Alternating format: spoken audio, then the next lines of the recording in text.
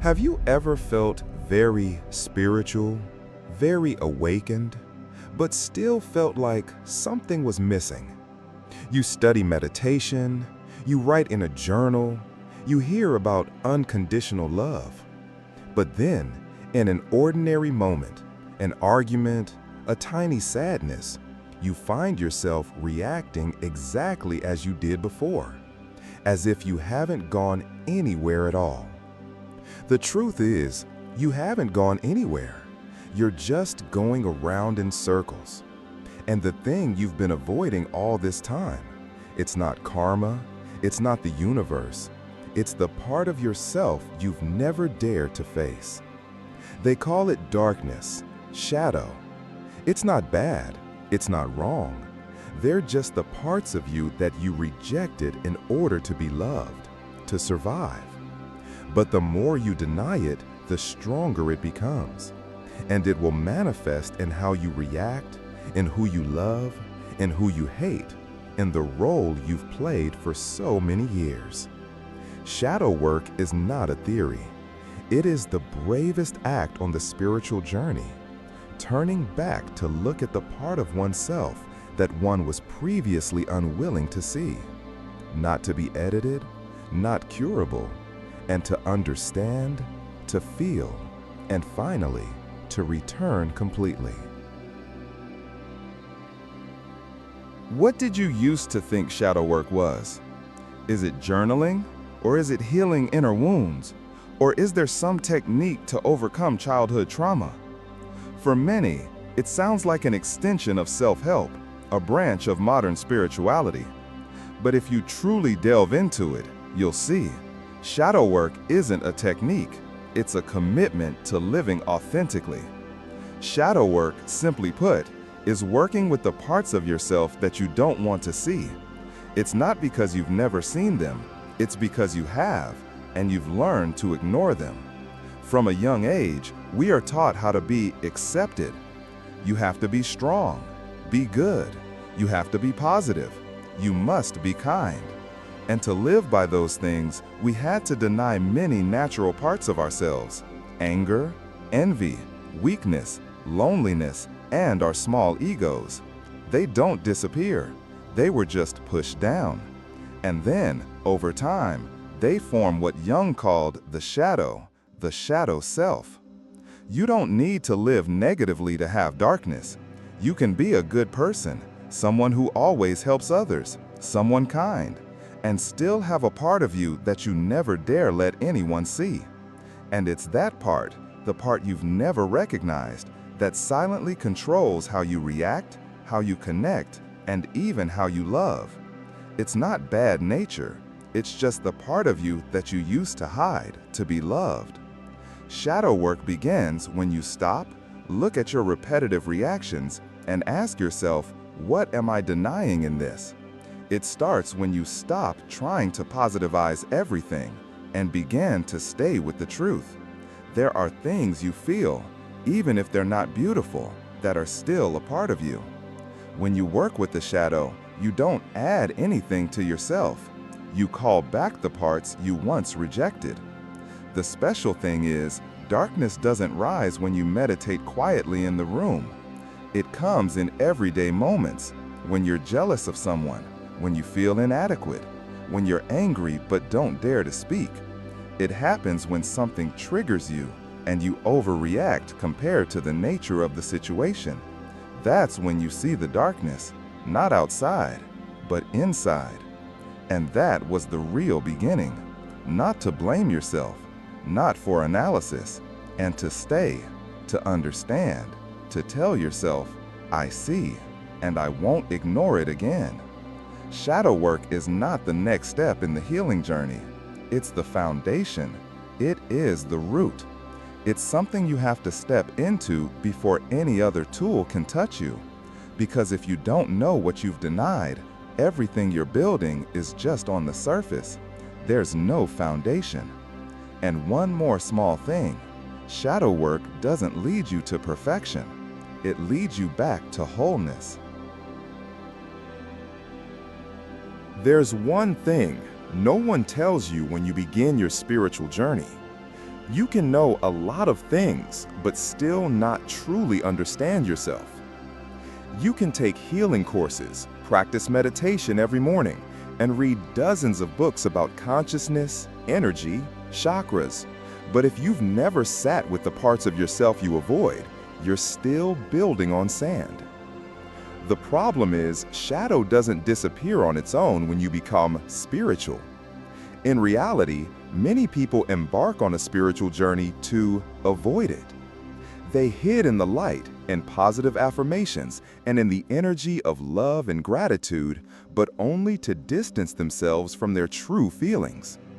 They don't want to see their anger, unhealed wounds, comparisons, envy, or feelings of inadequacy. So they chose to cover it with a beautiful layer of light and thought they had overcome it. But in reality, they just pushed it down deeper. And then they started sharing with others. Teach meditation, make energy, healing guide. It wasn't because he had touched himself, but because he thought the light was enough. But the light is never enough if you haven't stepped through your own darkness. You can't teach anyone how to overcome pain if you haven't realized that the pain within you is still crying out for help.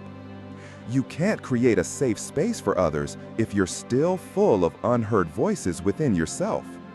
It's not because you're not good, but because you're not real yet. And spiritually, being dishonest with oneself is the most dangerous thing. Shadow work is not a secondary process. It's not a step for those who need it. It's the foundation. It's the barrier between you and a true spiritual journey. You can ignore it, but then any unprocessed emotions will come back through another avenue, in a relationship, an event, or a crisis. And you'll realize you're still at the starting line, just with more knowledge. When people hear the word darkness, many immediately think of anger, hatred, and hurt, negative emotions that we all carry within us at some point. But in reality, the shadow is much more sophisticated than that. It doesn't always come as a shout. Sometimes it appears in the form of a gentle smile, a forced kind word, a feeling of "I have to be like this" to avoid rejection. Shadow is not just the negative part. It's any part of you that has ever been rejected, ever been made to feel wrong, and therefore pushed out of the light of consciousness. That might be your sensitivity, which adults used to criticize as too weak. It's the confidence that was once dismissed by others with a simple, "Don't be arrogant." It's the anger that once made you lose love, and from that, you learn to suppress it deep down. Gradually, you learn to become lovable. You're being reasonable, easygoing person. The person is always gentle, positive, loves light, and is grateful for everything. It sounds noble, but if beneath that is a part writhing and screaming, that is not you. That's a version you had to create to survive. Darkness is often not found in what you see clearly. It's in what you refuse to see. Because if you did, you'd have to question your entire life. Why do you always agree? Why are you always the one who solves things? Why do you avoid conflict at all costs? Why do you feel you need to be perfect before you can be loved? The answer is often very quiet, but it's still there. In every choice you think is right, in every relationship you thought was safe, in every subtle control you label as love. Shadow work isn't about digging deep into the darkness, but rather to call back all the parts of yourself that you once rejected for fear of being judged. You don't need to handle everything. You just need to start calling out.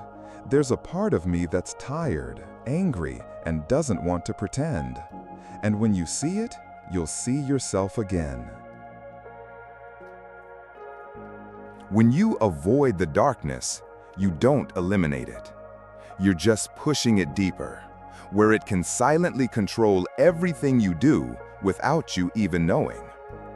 You think you've moved on, But then, you fall in love with the exact kind of person who hurt you before. You think you've grown up, but just one word of disagreement from someone, and you find yourself feeling like a child who needs to prove themselves. You think you're choosing, but in reality, you're reacting. That's what happens when the shadow still reigns unseen. It doesn't need you to call its name. It just needs you to keep living as if it doesn't exist. The more you deny it, the more power it has over you. And then it flows into your words, into how you love, how you raise your children, how you treat your loved ones, and how you see the world. Not as a voice of reason, but as a deeply wounded friend from a very long time ago. The part of you that has never been held.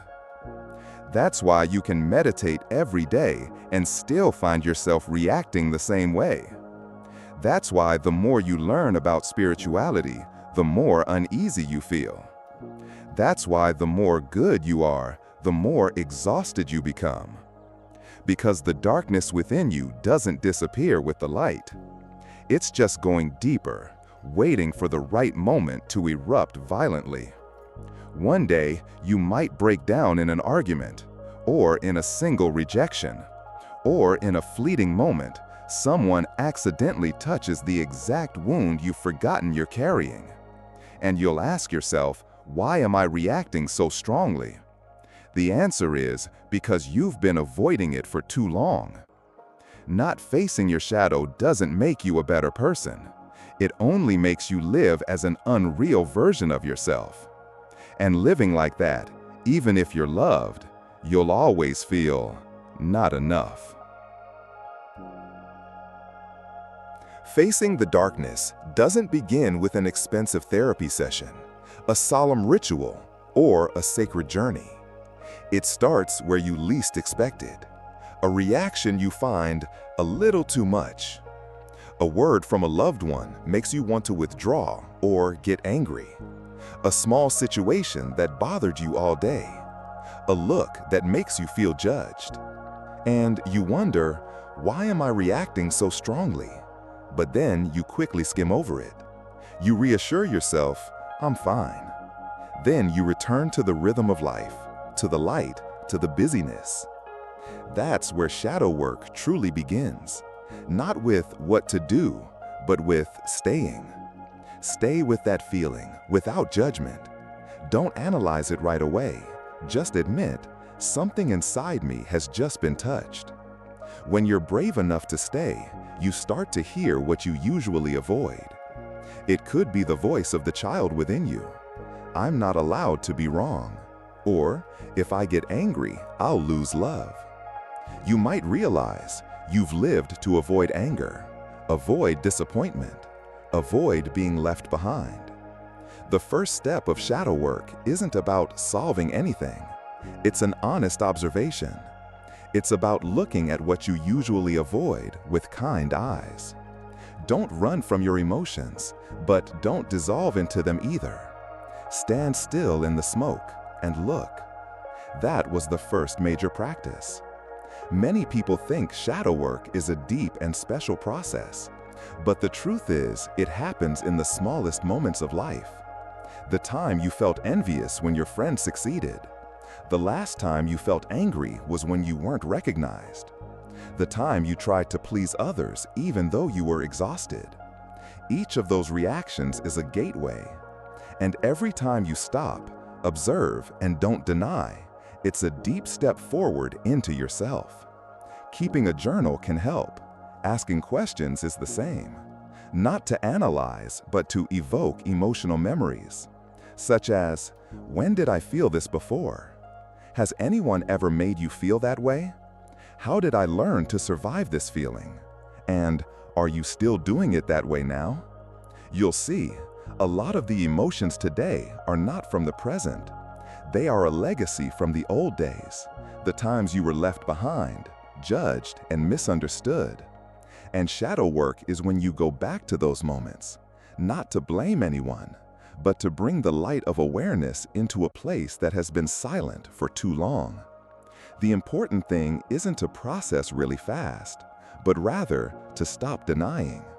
Because every time you dare to name a part of yourself you've been avoiding, that part begins to soften. No more screaming, no longer dominant. It just wants to be seen by you. And then you will begin to change, not through effort, but through natural shifting. You won't react as hastily as before. You won't need to prove yourself right anymore. You won't be afraid of not being loved if you happen to be unpleasant. It's not because you're forcing yourself to change, but because you've embraced a part of yourself you once abandoned. Shadow work doesn't lead you to perfection. It brings you back to authenticity. And it is this very truth that makes you whole.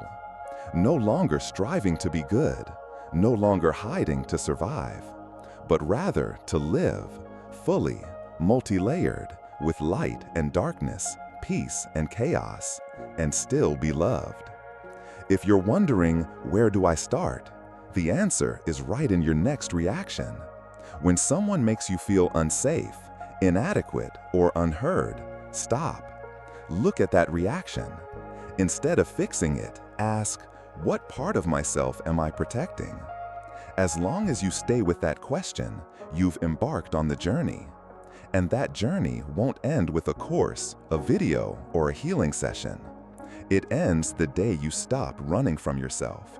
If you're still here, right until the last minute, perhaps a part of you is ready to stop, to run no more. Not trying to be better. There's no need to be more enlightened. Just be more real. Darkness is not the enemy. It's the part that was waiting for you to return, in silence. And if you're brave enough to stay, to look at it, to not deny it, you'll see you were never broken. You've only ever been fragmented. And now it's time for you to call yourself back. If this video has touched you in any way, please leave a sign, a subscription, a comment, so I know you're on this journey too. We will still be together, in the light and even in the dark.